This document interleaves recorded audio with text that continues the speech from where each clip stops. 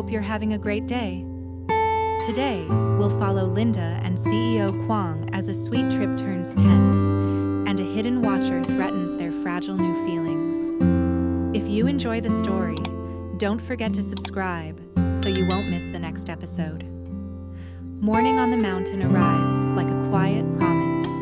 Linda wakes before the sun, not because she's used to hardship, but because her heart won't stop listening. She sits on the edge of the bed, hugging her arms, waiting for the smallest sound, an engine, a footstep, anything that means today will be different. Nothing. So she gets up, she lights the stove, and the first flame blooms orange in the dark. The warmth touches her fingers, then fades, like comfort that never stays long enough. Linda exhales and tells herself to focus on what she can control. Food, chores, the rhythm of living. But even as she washes rice, her eyes keep drifting to her phone. Face down, silent. She cooks carefully today, too carefully. Rice, forest green soup, and eggs she saved from yesterday, still fresh. She crushes salt and chili in a small bowl, the sharp sound echoing in the small kitchen. Then she sets the table, 2 bowls, 2 pairs of chopsticks. She freezes. Her hand hovers above the second pair as if she's touching a fragile secret. For a moment she considers putting it away, because leaving it there feels like admitting she's been waiting since dawn, but she doesn't move it. She tells herself it's just in case. Outside, the chickens begin to fuss, noisy and alive. Linda steps into the yard, mist clinging to her hair and sleeves. The air is cold enough to sting, but she walks with steady steps, pretending she's not checking the path again and again. All right, she whispers at the coop, pouring feed. No fighting. She refills water, fixes straw along the wall where the wind sneaks in, and checks the nests. 1, 2, 3 eggs. The warm shells rest in her palm like tiny hearts. She counts softly, writes the number in her notebook. Neat handwriting she learned from a life where being careless costs too much. From the coop, she moves to the garden patch. She pulls weeds, straightens a bamboo stake, presses soil around a small plant. Her fingers pause in the dirt because, for a second, she imagines CEO Quang standing beside her, watching her work without laughing, without judging, like he did last time. The thought makes her chest tighten in a way that's both sweet and painful. A voice carries up from below the fence line. A neighbor woman passes with a basket and a curious smile that doesn't feel innocent.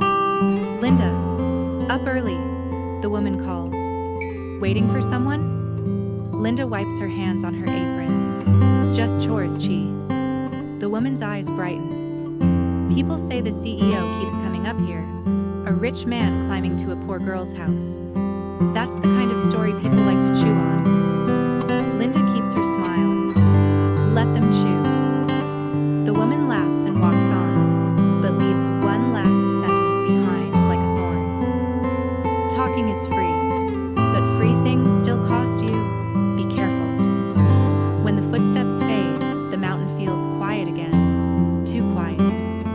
Linda goes inside and lifts her phone, stepping onto the threshold where the signal sometimes appears like a shy guest. 1 bar, then none. She turns the phone, raises it higher, tries again. A buzz. A message finally slips through. CEO Quang, running late. Don't be mad, I'm coming. Trust me. Linda reads it twice. Her fingers hover over the keyboard. She wants to type something warm, something that says she's not lonely, that she's not waiting, that she's not hoping too hard. She types, okay, deletes it, types, drive safely, pauses. In the end, she sends, okay, be careful, short, but honest. The signal dies again. Linda returns to the kitchen, stirs the soup, and tries to breathe. Steam rises like a soft veil. The room smells of salt and greens and something familiar. Home. She She sits at the table. The second bowl looks too empty. Linda nudges it slightly toward the empty seat, a small motion that feels like surrender. She hates how much she wants him to arrive. She hates how easily her heart has learned to reach for warmth. Then, a tiny red light blinks under the roof beam. The old security camera. Linda frowns. That camera barely works. Half the time, it records only fog and wind. But now it blinks, like it caught something. She walks to the small screen and taps replay. The footage loads in slow, broken frames. The yard, the gate, fog sliding past. And at the far edge of the frame, near the trees, a shadow moves, human-shaped, quick, careful. Linda's stomach drops. She rewinds, watches again. The figure stays in the camera's weakest corner, like it knows where the image won't be clear, like it's practiced. Linda grabs her phone. No signal. She steps outside, scanning the yard, the fence, the bamboo line. Everything looks normal, too normal, like the mountain is holding its breath. She walks to the path and kneels. Fresh tire marks press into the mud. A motorcycle. Her fingers hover over the track, not touching it, as if the truth might sting her skin. Behind her, a soft rustle, leaves brushing, something shifting.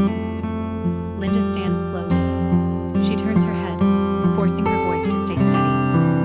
Who's there? Silence answers. The bamboo sways once, then stills. Linda backs toward the house and grabs a broom, feeling ridiculous but safer with something in her hands. She locks the door and stands there listening, heart pounding so loudly she's sure someone can hear it outside. Minutes pass. Then, far below, an engine climbs the slope. Linda rushes out into the yard, breath caught in her chest, eyes fixed on the fog. A motorbike appears through the mist, moving carefully along the narrow path. CEO Quang. He stops at the gate and removes his helmet. For a moment, he just looks at her, like he needs to make sure she's truly there. Safe. Real. You waited, he says softly. Linda tries to act normal. I was busy. His smile appears, warm, relieved, then fades as he notices her face. What happened? He asks, voice lower now. Linda swallows. She doesn't want to sound weak. But his eyes don't mock her. They hold her fear gently, like it matters. The camera caught someone, she admits, a shadow, and there are tire tracks. Kuang's expression hardens, not cruel but protective. He turns his head toward the trees, scanning, jaw tight. He doesn't say it's nothing. He doesn't tell her she imagined it. Instead, he steps closer and lowers his voice. Pack a small bag, he says. Linda blinks. Why? Kuang takes a warm cap from his bag and places it into her hands. His fingers brush hers. Brief, careful, but enough to send heat through her chest. This afternoon, he says, I'm taking you to the city. The city? Linda whispers, shocked, and secretly bright inside. Kuang looks at the tree line once more, then back at her. I want you somewhere warmer, he says softly. Somewhere you can breathe. And I don't like the feeling that someone is watching you up here. Linda clutches the cap to her chest. That's expensive. Kuang's gaze stays steady, gentle but firm. Your fear is more expensive, he answers. The fog rolls behind him like a curtain, and somewhere beyond the trees, the mountain stays silent, listening. Linda packs like she's afraid the mountain will change its mind. She doesn't have much. One spare shirt, a scarf, her worn wallet, and the little notebook where she writes egg counts and feed costs like they're the only proof her life is moving forward. Before she leaves, her eyes flick to the table. One empty seat. She swallows, then steps outside. CEO Quang is waiting at the gate, exactly where he said he would. Fog curls around his shoulders. His gaze keeps drifting to the bamboo line, alert in a way that makes Linda's skin prickle. When he sees her, his expression softens. "You're cold," he says. "I'm fine." She lies. Kuang doesn't argue.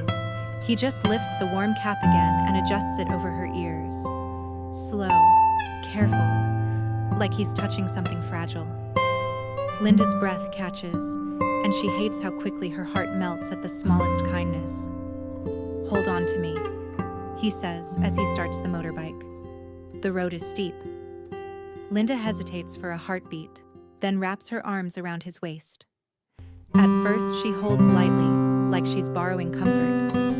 But the moment the bike moves, instinct pulls her closer. The mountain path falls away beneath them. The house shrinks into fog. Linda keeps looking back until Kuang's voice reaches her through the wind. "Don't keep turning around," he says gently. "You'll only scare yourself." "What if someone really was there?" Linda asks, voice small. Kuang answers without hesitation. "Then I'll find out who, and I'll stop it." Those words don't erase fear, like they give it a place to rest. Down in the village, the world becomes louder. People, stalls, eyes. Linda stiffens whenever someone looks too long. Kuang notices and slows, steadying the ride.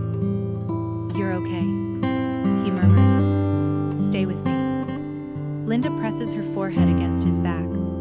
For once, she lets herself depend on someone. The city arrives like a different planet. Lights, glass windows, the smell of hot food and car exhaust. Linda's eyes widen at everything. Clean sidewalks, bright signs, clothes displayed behind shiny doors. Kuang parks in a busy, safe area and takes her straight to a small, warm restaurant. Not luxurious, just clean, bright, and comforting. When the hot tea comes, Linda wraps both hands around the cup like she's holding a tiny son. Kuang watches her quietly. "When was the last time you ate without rushing back to work?" Linda gives a shy laugh. "Up there, you eat while thinking about the next thing." "Then today," he says softly, "you eat while thinking about nothing." Linda looks down, embarrassed by how sweet that sounds. After the meal, Kuang leads her to a farm supply shop. Shelves of tools, feed, nets, water pipes, things Linda understands more than city fashion. Her eyes brighten in spite of herself. She stops in front of a rack of sturdy netting, fingers hovering over it. "If I had this," she whispers, almost to herself, "my chickens wouldn't get sick so easily. I could sell more eggs." Kuang's tone is gentle, but serious. "Tell me what you need. Not to show off, to plan." Linda turns to him, startled. "Why are you doing this?" Kuang meets her eyes. "Because I believe in the life you're building, and because He pauses, voice lowering. "I care." Linda's throat tightens.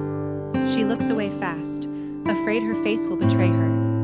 They don't buy much. Just simple things. A warmer scarf, a small flashlight, and a new SIM card so her phone won't go silent on the mountain again. Linda holds the scarf like it's too precious for her hands. Outside, the afternoon light softens. They pass a shop window, and Linda catches their reflection. Kuang calm and steady. Linda standing beside him like a girl who borrowed someone else's world. She unconsciously steps half a pace back. Kuang notices immediately. "Linda, I'm fine," she says again, too quickly. Before he can respond, a woman's voice cuts in behind them. "Kuang?" Linda turns. A young woman stands there, well-dressed, confident, city perfect. She smiles at Kuang like they share a history that doesn't need explaining. Her gaze slides to Linda, polite but measuring. Kuang stays calm. "Hello." The woman tilts her head. "And who is this?" Linda's fingers curl around the scarf. The old instinct rises, disappear.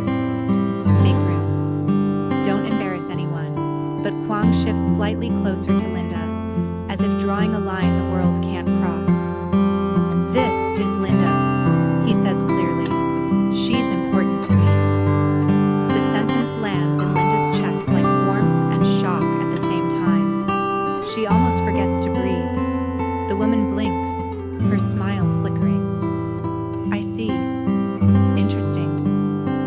goodbye and walks away, heels clicking like a warning. Linda lets out a breath she didn't know she was holding. She looks like your world. Kuang's eyes soften. My world is where I choose to stand. Linda's heart stumbles. She hates how much she wants to believe him. Then Kuang's phone rings. His face tightens when he sees the caller. He steps aside, voice low. Linda tries not to listen, but the wind carries pieces. Don't mention her name. I'll handle it. He ends the call and returns, gaze sharper now. Linda's voice trembles. Who is that?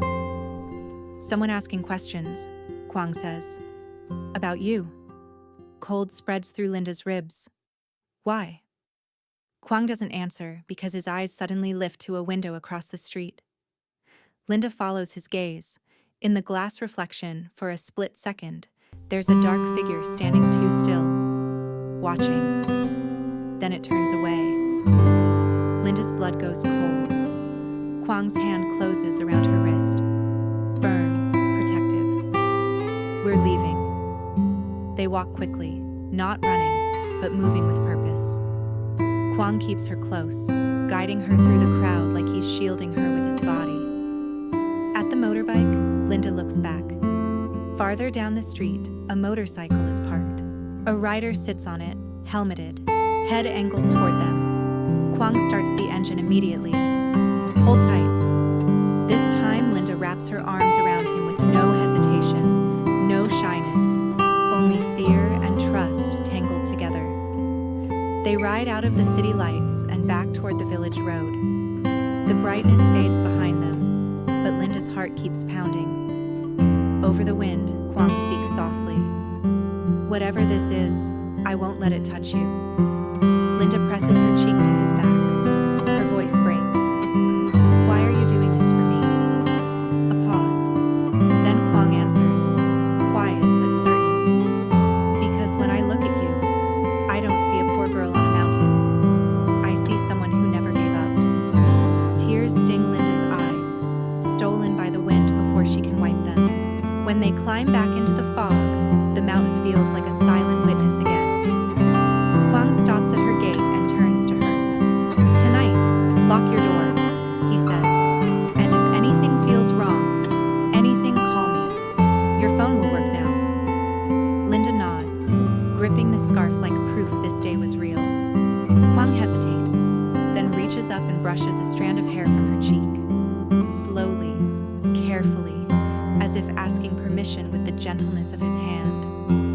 Linda's breath catches. Tomorrow, he says, eyes holding hers. I'll come again. What if people talk? Linda whispers. Kuang's answer is simple.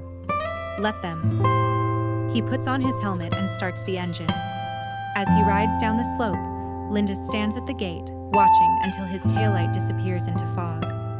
Then she feels it, a faint movement near the bamboo line, just at the edge of sight. A shape, a shadow that doesn't belong. Linda's fingers tighten around the scarf, because now she knows. Someone isn't only watching, someone is waiting. Xin chào mọi người.